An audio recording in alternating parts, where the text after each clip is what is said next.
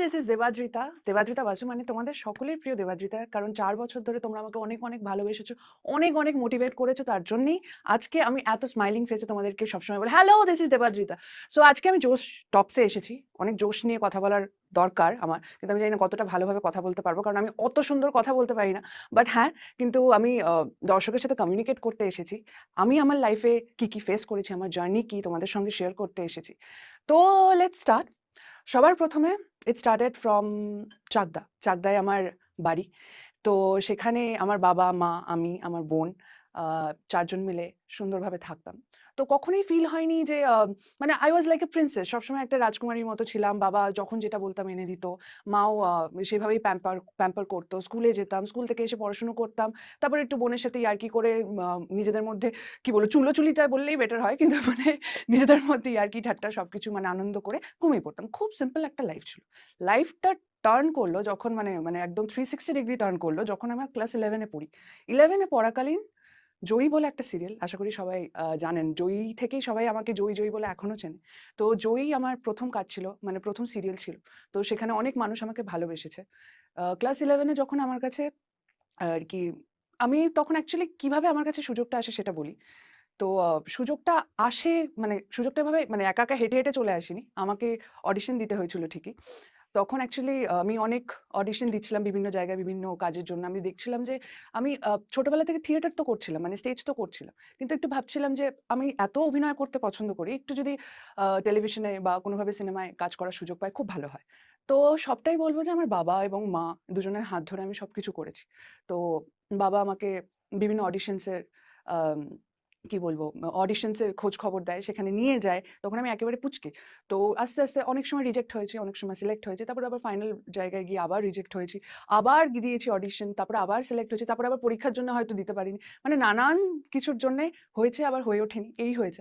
কিন্তু জয়টা যখন ক্লিক করেছে আমার মাথায় একটাই জিনিস ছিল যে যেহেতু একটা বাঙালি কনটেন্ট, বাঙালিরা ফুটবলের সঙ্গে খুব একটা কানেকশন রয়েছে বাঙালিদের। তো আমি ভাবলাম যে it can be a very কি বলবো একটা টুইস্টিং পার্ট আমার ফিউচারের জন্যে, মানে আমার লাইফে। কিন্তু এট দ্য সেম টাইম ভাবলাম যে পরের বছর উচ্চ মাধ্যমিক। মানে একটা অদ্ভুত মানে ওই ২ টো বছর আমাকে খুব স্ট্রাগল করতে হয়েছে এইটা। তো স্ট্রাগল বলতে গেলে আমার কাছে এইটাই স্ট্রাগল ছিল। আর এখন মানে ছোটবেলা থেকে স্ট্রাগল বলতে গেলে হ্যাঁ, পড়াশোনা করতে ইচ্ছা করত না। এগুলো আমার কাছে ছোট, ছোট স্ট্রাগল ছিল। কিন্তু হ্যাঁ, সত্যি কথা বলতে স্ট্রাগল বলতে কি সেটা আমি এখন জানি। যখন আমি ইন্ডাস্ট্রিতে কাজ করতে শুরু করি। এই যে আমি এখন হিলস এর উপর দাঁড়িয়ে আছি। This is a struggle for me. Walking without any regrets, without any guilt এটা হচ্ছে স্ট্রাগল আমার কাছে। সো হ্যাঁ, মানে even if I am smiling যদি আমার মনে হয় যে পাশ থেকে কেউ কিছু বলছে, I need to focus on my camera. This is a struggle. So হ্যাঁ, এখানে আমার মনে হয় স্ট্রাগলটা এটাই আমার কাছে সবথেকে বেশি। কারণ ছোটবেলা থেকে আম আমাকে সেভাবে কোনোদিন খাবারের অভাব বা পড়াশুনো করতে পারিনি, সঠিক এডুকেশন পাইনি। এগুলোর দিক থেকে কোনোভাবে আমাকে স্ট্রাগল করতে হয়নি। কিন্তু হ্যাঁ, when ইন্ডাস্ট্রিতে এলাম, ইন্ডাস্ট্রিতে এসে আমাকে অনেক স্ট্রাগল করতে হয়েছে। কিভাবে ক্যামেরায় দাঁড়াবো, এই থরথর করে কাঁপছি। কেউ আমাকে হেল্প করার নেই। আমার ডিরেক্টর কে কিরকম হবে? মানে মাইন্ডে অনেক কিছু চলতো ১ম যখন কাজ করতে শুরু করি। তারপর আস্তে, আস্তে আমি দেখলাম এত মানুষ আমাকে ভালোবাসছে। হ্যাঁ, প্রচুর বকা খেয়েছি, প্রচুর বকা খেয়েছি। কিন্তু এট দ্য সেম টাইম ওগুলো আশীর্বাদ বলে মনে করেছি। আর যদি কিছু শেয়ার করতে চাই, সেটা হচ্ছে যে যেগুলো আমার মানে যদি মনে হয় যে কখনো লাইফে চলার পথে কখনো আটকেছি, কখনো মনে হয়েছে যে কি ডিসিশন নেব না নেব। কারণ অনেকের মাথায় এটা একটা ধারণা থাকে যে এই লাইনের মেয়েরা এরকম হয়, এই লাইনের মেয়েরা ওরকম হয় বা এই লাইনের ছেলেরা এরকম হয়। আমি ছেলে-মেয়ে নির্বিশেষেই বলছি। মানে এই লাইনটা, মানে এই লাইন ধরে বলে। মানে এরকম টাইপের। তো আমি সেটা বলব এটা খুব একটা অদ্ভুত থিংকিং। মানে সব রকম প্রফেশনেই কম বেশি একই। এটা যেহেতু glamour world, it's a competition of glamour. কে কত গ্ল্যামার নিয়ে এগোতে পারবে, কত লাইমলাইটে থাকতে পারবে, কত লাইমলাইটের প্রেশার সহ্য করতে পারবে। It's really tough. কিন্তু এট দ্য সেম টাইম আমার মনে হয় ইটস ভেরি ইজি। কখনো মানে you get very used to it. আস্তে, আস্তে ১ম খুব কষ্ট হবে। কেন আমার তো কষ্ট হচ্ছে, কেন আমাকে এই অবস্থায় এই শটটা দিতে হবে? কেন? ওমা! এখন আমার পরীক্ষার টেনশন, এখন আমাকে এই শটটা দিতে হবে। এরকম মনে হয়।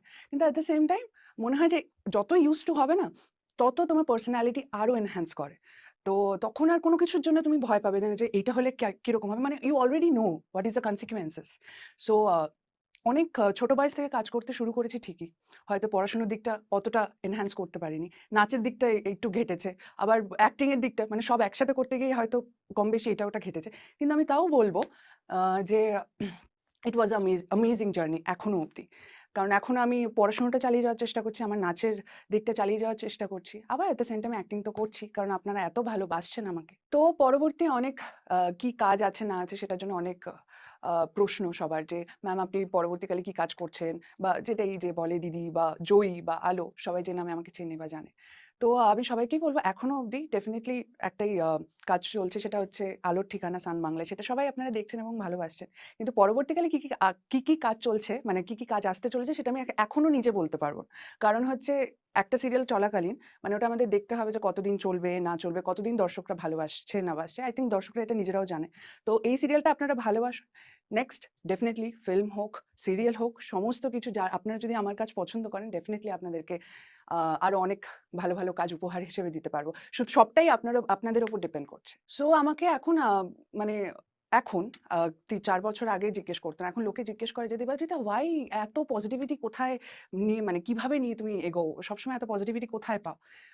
আমি তখন বলি, "হ্যাঁ, ইটস নট ইজি।" কারণ হচ্ছে সোশ্যাল মিডিয়ায় যে আমরা জানি যারা পাবলিক ফিগার, যেকোনো একটা হয়তো কোনো ছবি যেটা একটু এক্সপোজি, মানে কোনো একটু খোলামেলা জামাকাপড় পরে আমরা যদি ছবি দিই, মানে সেটা নিয়ে অনেকে জাজ করে। সো এটা নিয়ে আমি মনে হয় না যে তাদের সঙ্গে, মানে এটা নিয়ে কোনো ক্লারিফিকেশন দরকার। কারণ এটা বহু যুগ ধরে চলে আসছে, এটা হয়েই যাবে। এটা আমি একা হয়তো চেঞ্জ করতে পারব না। কারণ এটা মানুষের মেন্টালিটির প্রবলেম। কারণ কে কোন জামা পরবে, কার বডি স্ট্রাকচার কিরকম, সেটা সম্পূর্ণই তার চয়েস। আর আমি মনে করি everybody is beautiful, every skin colour is beautiful, each and every one is beautiful. So সবার মধ্যে একটা ইউনিক জিনিস আছে। So everyone is unique. So এইসব নেগেটিভ কমেন্টস গুলো আমার কাছে অত যায় আসে না। আমাকে অনেকে জিজ্ঞেস করে যে হিরোইন হতে গেলে কি করতে হবে দিদি? বা অ্যাক্টিং লাইনে আসতে গেলে কি করতে হবে? বা সিরিয়াল করতে গেলে কি করতে হবে? আমি সবাইকে একটাই বলব যে আই এম ভেরি ব্লেসড যে আমার কাছে আমার মা-বাবা ছিল, সবসময় সাপোর্ট করেছিল।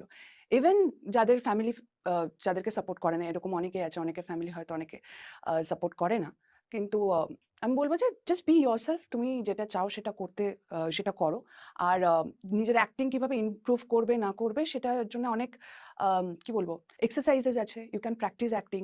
আয়না আছে বাড়িতে, যেটা আমি ছোটবেলায় করতাম। ছোটবেলা থেকে মায়ের ওড়না শাড়ির মতো পেঁচিয়ে সুন্দর করে দাঁড়িয়ে অ্যাক্টিং করতাম নিজে। It's a practice. এটা খুব ছোট বয়স থেকে আমরা আই থিংক অনেকেই করে থাকি, বা গামছা বেঁধে বিনুনি করে। তো ওটা একটা, মানে বিভিন্ন ক্যারেক্টার এক্সপ্লোর করা যায় টিভি দেখে সঙ্গে। তো আমার মনে হয় অ্যাক্টিংটা আমার ওখান থেকে শুরু হয়েছিল।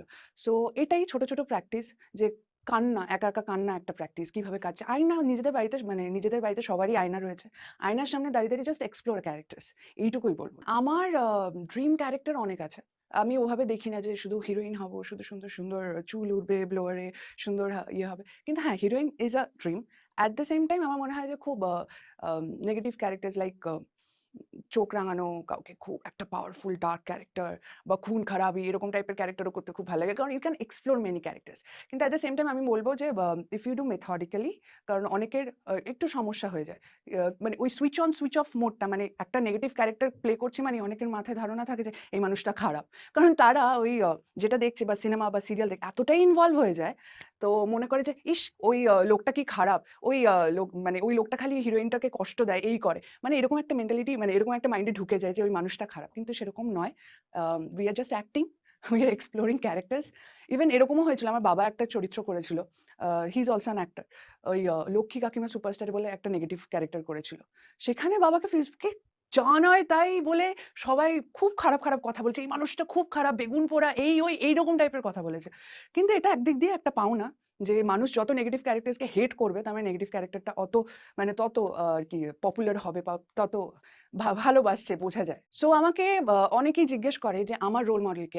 আমি কাকে আইডল হিসেবে মনে করি? কাকে দেখে আমি খুব ইন্সপায়ার হই? তো আমি বলব যে আমার ওরকম কেউ নেই। আমি কাউকে ওরকম মনে করি না। কারণ আমি অনেককেই পছন্দ করি। কারণ হয়তো এই মানুষটাকে আমার এই সিনেমায় ভালো লেগেছে। কিন্তু ওই মানুষটাকে আমার ওই সিনেমায় অতটা ভালো লাগেনি।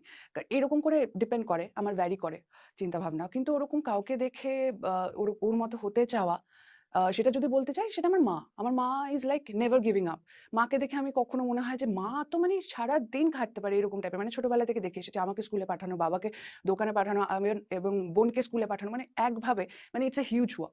তো মাকে আমি দেখেছি ইভেন এখনো করে। মাকে এখন বলি যে, "মা এত কিছু করতে হবে না।" মা তাও ওটা একটা অভ্যেস দাঁড়িয়ে গেছে। It's like never giving up. মাকে ছোটবেলা থেকে আমি যেভাবে দেখেছি এখনো দেখে যাচ্ছি। তো এটাই মাকে বলো, মাকে দেখে অনেক স্ট্রেংথ আসে আমার মনে। কিন্তু কাউকে ওরকম রোল মডেল হিসেবে ওরকম কোনো পাবলিক ফিগারকে দেখে তাদের মতো হতে চাওয়া, ইটস আমার মনে হয় খুব একটা মানে সে বেশি দূর হয়তো যেতে পারবে না। কিন্তু নিজের মতো হওয়া, নিজের ইচ্ছেকে প্রায়োরিটি দেওয়া, নিজের কি বলবো? নিজেকে আয়নায় দেখে ভালোভাবে জাজ করা, আমি কতদূর কি করতে পারবো বা কতটা নিজের ভয়টাকে ওভারকাম করা। তো সেইটা যদি আমরা করতে পারি, মানে আই থিংক আর কিছু আমাদেরকে আটকাতে পারবে না। So thank you. আমার এখানে আসতে পেরে খুব ভালো লেগেছে। থ্যাংক ইউ টু জোশ টক্স। এই ১ম বার জোশ টক্স এ এলাম আমি। তো আপনাদের সঙ্গে আমার কিছু কথা শেয়ার করে সত্যিই ভালো লাগলো। কিন্তু আমি জানি না আমি কতটা গুছিয়ে বলতে পেরেছি।